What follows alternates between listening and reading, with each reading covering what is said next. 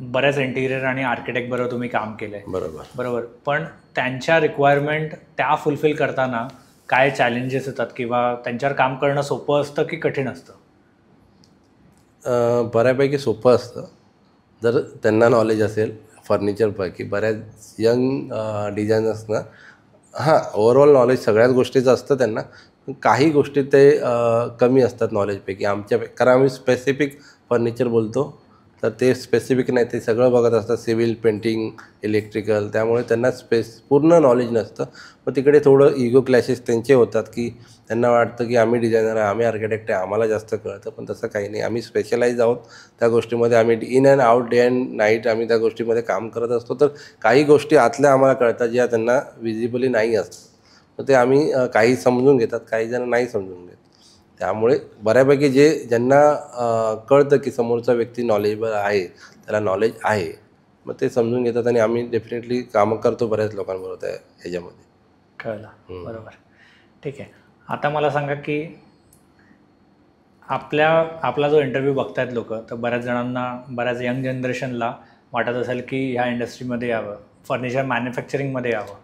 तर मॅन्युफॅक्चरिंग किंवा ट्रेडिंग जरी केलं तरी बऱ्यापैकी महिना तुम्ही 1 ते 2 लाख इझिली कमवू शकता. जर तुम्ही थोडंसं नॉलेज घेतलं इंडस्ट्रीबद्दल तर नक्की कमवू शकता. बरोबर. मग त्यांना तुम्ही पैशांबद्दल तर गाईड केलंच, पण अजून त्यांना काय तुम्ही टिप्स द्याल किंवा काय गाईड कराल की त्यांनी येताना ह्या गोष्टी लक्षात घेऊन आलं पाहिजे ह्या इंडस्ट्रीमध्ये?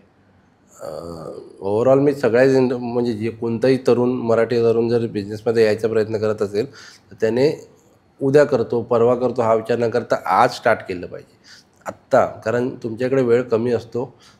यंग मुलं 25 वर्षाला तुमचं एज्युकेशन कंप्लीट होईपर्यंत तुम्ही साधारण 24-25 वर्षाचे होता.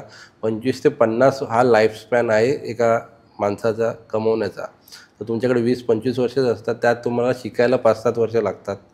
मग तुमच्याकडे वेळ खूप कमी आहे. तुम्हाला जर खरंच या इंडस्ट्रीमध्ये यायचं तर तुम्ही पहिले 2 वर्ष शिकायच्या हिशोबाने या. त्यासाठी तुम्हाला वेळ बघून चालणार नाही, घड्याळ घालायचंच नाही. म्हणजे तुम्हाला ज्याकडेही जा, आज तुम्ही माझ्याकडे या शिकायला तर मी शिकवेन, पण तुम्हाला माझ्या पद्धतीने मी शिकवेन. मग त्यात तुम्हाला रात्री 2ला जर तुम्हाला मी एकाच डिलेवरीला पाठवतो आहे किंवा वेगळ्या कामाला फर्निचरच्या पाठवतो आहे, तर तुमची तयारी असली म्हणजे शिकायची तयारी असली म्हणजे वेळेचं स्वतःला हे नाही करून चालणार की मला यावेळी घरी गेलं पाहिजे. घरच्यांना पण सांगावं लागेल मी शिकतो आहे काहीतरी, जेणेकरून त्याचा मला फ्युचरमध्ये फायदा होईल.